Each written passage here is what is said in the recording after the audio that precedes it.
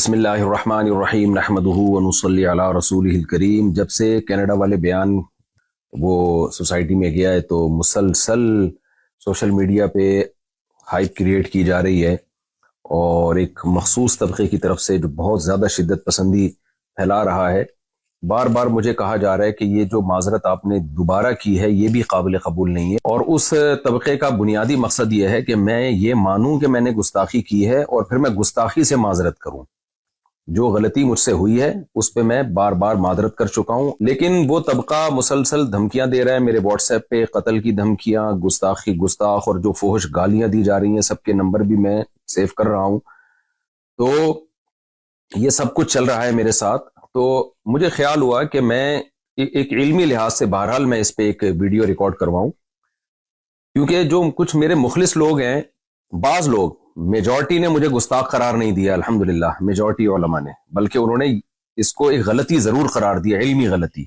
گستاخ قرار نہیں دیا۔ لیکن بعض ہمارے ہی بڑوں سے، بعض ہمارے ہی لوگوں نے بھی اس کو گستاخی سے تعبیر کیا، اور پھر یہ کہا کہ مفتی صاحب نے جب گستاخی سے معذرت کر لی ہے تو اب ان کی جان چھوڑ دو۔ تو اس کو بھی بعض شدت پسند لوگ کہہ رہے ہیں، دیکھو ان کے اپنے بڑے کہہ رہے ہیں کہ انہوں نے گستاخی کی ہے۔ اس لیے مجھے گستاخی کے لفظ کو ایکسپلین کرنا بہت میرے لیے ضروری ہو گیا ہے۔ وجہ اس کی ہے کہ جو مخصوص طبقے کے کچھ لوگ ہیں، جو ان کے لیڈر بہت زیادہ شدت پسندی پھیلا رہے ہیں، اور اپنی عوام کو، جو عام لوگ ہیں نا، ان کو بہت زیادہ اکسا رہے ہیں میرے قتل پہ۔ کھلی ویڈیو میں جب اتنا اکسا رہے ہیں، آپ یہ ویڈیو کلپ دیکھ سکتے ہیں۔ وہ کراچی کا ایک مولوی نہیں، اور طارق مجہول مردود، ایک بندہ بھی غیرت مند نہیں بیٹھا جڑا اٹھ کے انہاں سر لاوے۔ اس وجہ تو یہ بالکل اس بارے کوئی معافی نہیں، اس کتے نوں لگام پائی جاوے، وہ کتا بھی نہیں بڑھتا۔ جب کھلی ویڈیو میں اتنا اکسا رہے ہیں تو بند کمروں میں کتنا اکساتے ہوں گے، اور میرے پاس جو الگ سے دھمکیاں آ رہی ہیں وہ الگ ہیں۔ لیکن جو لیڈر حضرات ہیں نا ایک مخصوص طبقے کے، وہ بار بار جو ہے نا گستاخ کی سزا سرتن سے جدا، نعرے بھی یہی لگ رہے ہیں۔ سر سید تھانے کے باہر جو ہمارا قریبی محلہ ہے، اس میں جو تھانہ ہے اس کے باہر بھی یہ نعرے لگائے گئے ہیں ایک کراؤڈ کی شکل میں کہ گستاخ کی سزا سرتن سے جدا، نبی کی ایک سزا سرتن سے جدا، سرتن سے جدا۔ تو میں اس گستاخ کے لفظ کو آج علمی انداز سے ایکسپلین کروں گا، تحقیقی جواب بھی دوں گا، الزامی جواب بھی دوں گا، کہ اگر آپ مجھ پہ گستاخی کے فتوے لگاتے ہیں تو پھر آپ ان لوگوں پہ بھی گستاخی کے فتوے لگائیں، تاکہ جو سادہ لوح لوگ ہیں، جو واقعی نبی صلی اللہ علیہ وسلم سے محبت کرتے ہیں لیکن وہ غلط فہمی کا شکار ہو گئے، وہ مجھ سے بدگمان ہو گئے کہ مفتی صاحب نے واقعی گستاخی تو بہرحال کی ہے، بعض لوگ یہ کہہ رہے ہیں، تو میں نے جو غلطی کی ہے اس سے میں رجوع کر چکا ہوں، گستاخی میں نے نہیں کی ہے۔ تو اب میں اس پہ شروع کرتا ہوں۔ دیکھیے، میرا جو بیان تھا، میں نے اس میں یہ بات کہی جو کہ غلط الفاظ تھے۔ میں نے کہا قرآن میں گرامر کے لحاظ سے یہ غلط ہے، لیکن اس کو ٹھیک نہیں کیا گیا۔ یہ قرآن کا میں معجزہ بیان کر رہا تھا کہ جو گرامر کے لحاظ سے مسٹیک ہوئی وہ باقی رکھی گئی، لیکن بیان کے دوران ہی مجھے خیال ہوا کہ یہ لفظ، جو تعبیر ہے، جو الفاظ ہیں، میرے منہ سے غلط نکل گئے۔ وجہ اس کی یہ ہے کہ قرآن پہلے ہے، گرامر کے اصول بعد میں وضع کیے گئے ہیں۔ گرامر قرآن کو دیکھ کے لکھی گئی ہے، نہ کہ قرآن گرامر کا محتاج ہے۔ یہ ایک ایسی حقیقت ہے جس کو میں اپنے لیکچروں میں پہلے بیان کر چکا ہوں، کئی بار بیان کر چکا ہوں، کہ زبان گرامر کی محتاج نہیں ہوتی، گرامر زبان کی محتاج ہوتی ہے۔ مجھے بیان کے دوران ہی اندازہ ہو گیا کہ یہ الفاظ میرے زبان سے غلط نکلے، لہذا میں نے بیان میں ہی اس کی کریکشن کی کہ اگر ظاہری لحاظ سے اس میں کوئی غلطی لکھنے میں، ظاہری لحاظ سے، ورنہ تو اس میں بڑی حکمت ہے، گرامر کی ایک مسٹیک اگر ظاہری لحاظ سے میں مسٹیک کہہ رہا ہوں تو وہ کریکشن کیا تھی جو میں نے چلائی بھی ہے، کہ ظاہری لحاظ سے ہے، حقیقت میں نہیں ہے، ظاہری لحاظ سے۔ ظاہر کا مطلب یہ کہ حقیقت میں کوئی غلطی نہیں ہے، دیکھنے میں ایسا لگتا ہے کہ گرامر کے قاعدوں کے خلاف ہے۔ میرا خیال یہ تھا کہ اس سے لوگ مطمئن ہو گئے ہوں گے، لیکن وہ بھی میری غلطی تھی، مجھے اس میں اور اچھی طرح سے ایکسپلین بھی کرنا چاہیے تھا، اور اسی بیان میں معذرت کر لینی چاہیے تھی، وہ بھی میں نے نہیں کی۔ یہ بھی ایک جرم میرا ہے، اس کی بھی غلطی کا میں اعتراف کرتا ہوں۔ تو لیکن مقصد یہی تھا کہ حقیقت میں کوئی غلطی نہیں ہے۔ ظاہری لحاظ سے غلطی کا مطلب کیا تھا کہ بھئی قرآن میں کچھ باتیں ایسی ہیں جو عام نحوی قاعدوں کے، جو قاعدے بعد میں ایجاد کیے گئے ہیں، ان کے خلاف ہیں۔ تو یہ بات صرف میں نے نہیں لکھی ہے، یہ اور بھی لوگ لکھ چکے ہیں، خود بریلوی علماء لکھ چکے ہیں۔ یہ دیکھیں، مقدمہ تفسیر نعیمی، مصنف حکیم الامہ مفتی احمد یار خان نعیمی، یہ بریلویوں کے بڑے عالم ہیں، صفحہ نمبر 20 پہ لکھتے ہیں، بعض کلمات نحوی قاعدے کے خلاف معلوم ہوتے ہیں، لیکن وہ پڑھے ویسے ہی جاتے ہیں جیسے کہ ثابت ہو چکے۔ مثلا علیہ اللہ، اب دیکھیں قرآن کا عام قاعدہ ہے علیہ اللہ، لیکن قرآن میں لکھا ہے علیہ اللہ، یعنی گرامر کا عام قاعدہ ہے علیہ اللہ، لیکن پڑھا جا رہا ہے علیہ اللہ۔ اسی طرح وما انسانیہ الا الشیطان، اب عام قاعدہ جو نحو کے طالب علم جانتے ہیں یہ ہے وما انسانیہ، لیکن جو احمد یار صاحب ہیں، مفتی احمد یار صاحب جو بریلویوں کے بڑے عالم، وہ کہہ رہے ہیں کہ یہ بھی عام قاعدے کے خلاف ہے، ما انسانیہ ہے۔ اور تیسری مثال وہی دی ہے جو میں نے اپنے بیان میں دی تھی، لنسفعن بالناصیہ، تو یہ بھی انہوں نے مثال دی۔ اب میں پوری عبارت دوبارہ پڑھتا ہوں، مثلا علیہ اللہ ما انسانیہ لنسفعن وغیرہ، دوبارہ یہ عبارت پڑھ دیتا ہوں میں۔ یہ لکھتے ہیں بریلویوں کے عالم، بعض کلمات نحوی قاعدے کے خلاف معلوم ہوتے ہیں لیکن وہ پڑھے ویسے ہی جاتے ہیں جیسے کہ ثابت ہو چکے، مثلا علیہ اللہ ما انسانیہ لنسفعن وغیرہ۔ تو محترم نے بھی یہ فرمایا کہ نحوی قاعدے کے خلاف معلوم ہوتے ہیں، جبکہ میں نے کیا کہا تھا، بظاہر گرامر کے خلاف ہیں، بظاہر گرامر کے لحاظ سے غلط ہیں، تو میں نے تو پھر بھی بظاہر کا لفظ لگا دیا تھا۔ تو میں پھر بھی مانتا ہوں کہ میری غلطی تھی، مجھے بہت اچھی طرح سے ایکسپلین کرنا چاہیے تھا اور اسی وقت اپنے الفاظ سے رجوع کر لینا چاہیے تھا، لیکن بعد میں نے رجوع ریکارڈ کروایا، اس کی کیا وجوہات تھی، یہ بھی میری غلطی ہے، اس میں بغیر تعویل کے اس کو بھی اپنے کھاتے میں ڈالتا ہوں میں۔ لیکن اس عمل کو آپ گستاخی نہیں قرار دے سکتے، اگر آپ نے گستاخی قرار دینا ہے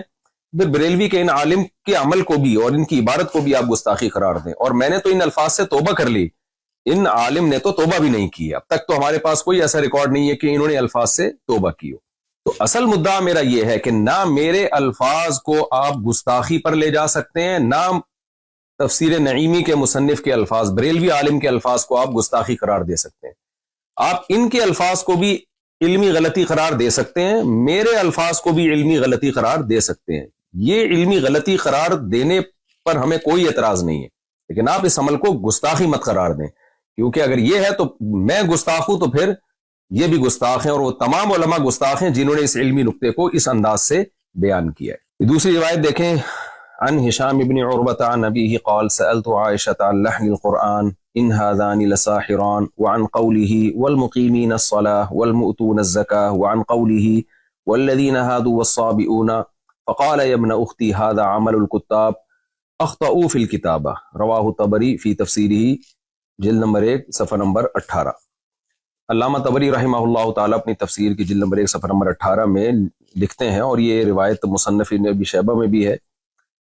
فرماتے ہیں کہ عبداللہ بن زبیر جو حضرت عائشہ کے بھانجے تھے، انہوں نے سیدہ عائشہ رضی اللہ تعالی عنہا سے قرآن کی بعض آیتوں کے متعلق پوچھا، ظاہر ہے وہ آیتیں عام گرامر قاعدوں سے ہٹ کر تھیں، تو حضرت عائشہ رضی اللہ تعالی عنہا سے ان کی جب تفسیر پوچھی تو حضرت عائشہ نے فرمایا کہ یبن اختی، اے میرے بھانجے، ھذا عمل الکتاب اخطأوا فی الکتابہ، یہ کاتبوں کا عمل ہے جنہوں نے کتابت میں خطا کی ہے۔ تو یہاں بھی سیدہ عائشہ کا مطلب، خطا کا مطلب یہ نہیں ہے کہ سچی مچی میں غلطی کی ہے، وہ خطا یہ بیان کرنے کے لیے بتا رہی ہیں کہ یہ جو عام قاعدے جو گرامر کے اصول کیے گئے ہیں، یہ عام قاعدوں سے ہٹ کر انہوں نے اس کو لکھا ہے، جمہور حضرات نے یہی مفہوم بیان کیا ہے اس کا۔ تو یہاں بھی میں یہ کہوں گا کہ کیا آپ سیدہ عائشہ کو بھی معاف نہیں کرو گے؟ آپ یہ کہو گے انہوں نے معاذ اللہ دعویٰ کیا کہ قرآن میں تحریف ہوئی ہے، قرآن کو غلط لکھا گیا ہے اور قرآن کی کتابت کے طریقے غلط تھے، یا علامہ طبری جو بڑے مفسر ہیں، جن کو دیوبندی بھی مانتے ہیں، بریلوی بھی مانتے ہیں، اہل حدیث بھی بہت بڑا مفسر مانتے ہیں، آپ ان کو گستاخ قرار دیں گے کہ انہوں نے سیدہ عائشہ کا یہ قول نقل کیا اور پھر سیدہ عائشہ کو گستاخ نہیں، کیونکہ آپ لوگ تو کہتے ہیں گستاخ کو گستاخ قرار نہ دینا بھی گستاخی ہے، تو کیا ہے معاذ اللہ آپ ان سب کو گستاخ قرار دیں گے؟ ظاہر ہے آپ یہ کہیں گے کہ ایک چیز ہے جس کو یہ اپنے الفاظ میں بیان کر رہے ہیں، اور پھر میں بار بار بتاؤں یہ سب کا امت کا اتفاق ہے، میں مفسرین کے حوالے بھی دے سکتا ہوں اور میرے پرانے بیانات بھی مل جائیں گے اس پر، کہ گرامر قرآن کی محتاج ہے، قرآن گرامر کا محتاج نہیں ہے۔ اس زمانے میں عربی کے قواعد و ضوابط منضبط نہیں کیے گئے تھے، گرامر کو بعد میں وضع کیا گیا ہے، تو جو اکثر قاعدے اور کلیے جو انہوں نے وضع کیے ہیں تو قرآن کی بعض آیتیں ان اکثر قاعدوں پر منطبق نہیں ہوتی تھیں، لیکن ان کی بھی بہت سے حضرات نے تعویل کی ہے، جیسے لنسفعن بالناصیہ میں عین کے بعد جو نون آ رہا ہے، تو نون میں بہت سے حضرات نے کہا ہے کہ یہ گرامر کے قاعدوں کے مطابق ہے، یہ گرامر کے قاعدے کے خلاف بھی نہیں ہے، مطابق اس لیے کہ یہ جو نون تاکید ہے نا، اس کو الف کے ساتھ بھی لکھا جاتا ہے، اس کی کچھ مثالیں بھی دی ہیں، تو یہ دونوں اقوال علماء میں پہلے سے چل رہے ہیں۔ کسی نے کہا کہ بعد میں جو قواعد و ضوابط وضع کیے گئے، بہت ساری چیزیں اس قاعدے پہ منطبق نہیں بیٹھتی، تو کوئی بات نہیں، اس سے قرآن کا غلط ہونا ثابت نہیں ہوتا. وجہ اس کی گرامر تو بعد میں آئی ہے. اور بعض نے کہا نہیں بھائی، گرامر جو اس دور میں گرامر تھی جو اصل ہے اس کے پہ شواہد بھی پیش کیے، انہوں نے دلائل بھی پیش کیے کہ اس کے مطابق یہ گرامر کے بھی عین مطابق ہے. تو یہ شروع سے اختلاف چلا آ رہا ہے اور یہ سب کی تعبیرات ہیں. ابھی تو میرا مدعا صرف یہ ثابت کرنا ہے کہ اگر مجھ سے الفاظ میں غلطی ہوئی ہے اور آپ اس کو گستاخی قرار دے رہے ہیں جبکہ میں ان الفاظ سے غلطی سے بار بار رجوع بھی کر چکا ہوں،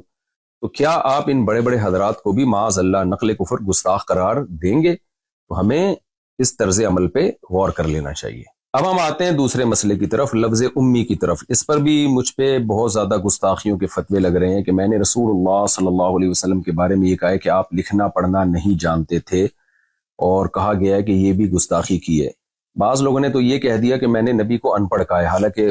میں نے نبی صلی اللہ علیہ وسلم کی طرف ان پڑھ کے لفظ کی نسبت نہیں کی، اور میں اس لفظ نبی کی طرف ان پڑھ کے لفظ کی نسبت کو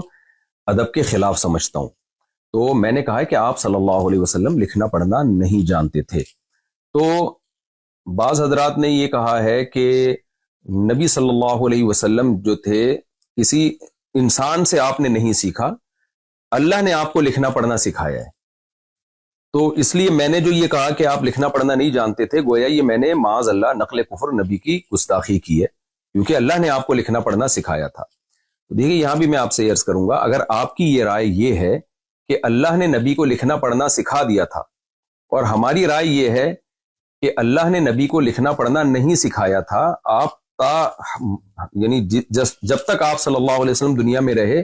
آپ صلی اللہ علیہ وسلم امی ہی رہے، اس معنی میں کہ آپ نہ لکھنا جانتے تھے نہ پڑھنا جانتے تھے. تو اگر ہماری یہ رائے کا آپ سے اختلاف ہے تو اس کو ایک علمی اختلاف کہا جائے گا، اس کو بھی گستاخی نہیں کہہ سکتے. گستاخی آپ اس عمل کو جب کہیں گے جب ہم یہ دعویٰ کرتے ہیں کہ نبی لکھنا پڑھنا نہیں جانتے تھے اور ہمارا مقصد اس سے معاذ اللہ نبی کی توہین ہو. ہم تو نبی کی تعظیم میں کہہ رہے ہیں کہ جو لکھنا پڑھنا نہیں جانتے تھے پھر بھی انہوں نے ساری دنیا کو لکھنا پڑھنا سکھایا ہے، ساری دنیا میں علوم بانٹے ہیں، یہی تو نبی کا معجزہ ہے. اور جتنے بھی علماء ہیں لفظ امی کو جب ایکسپلین کرتے ہیں تو ایکسپلین میں ان کی مراد تعظیم ہی ہوتی ہے، توہین مراد نہیں ہوتی. شاید میں نے جس طرح سے ایکسپلین کرنا چاہیے تھا اس طرح سے ایکسپلین نہ کیا ہو،